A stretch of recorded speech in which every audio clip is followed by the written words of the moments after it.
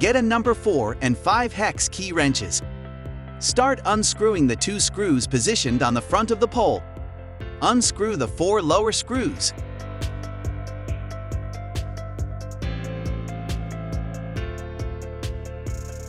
Remove the pole. With this procedure, you can intervene on the mechanism and carry out various interventions.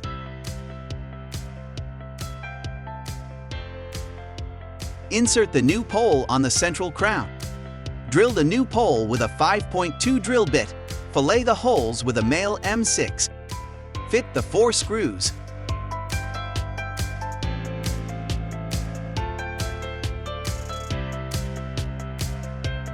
Fit the screws that hold down the mechanism in the front of the pole.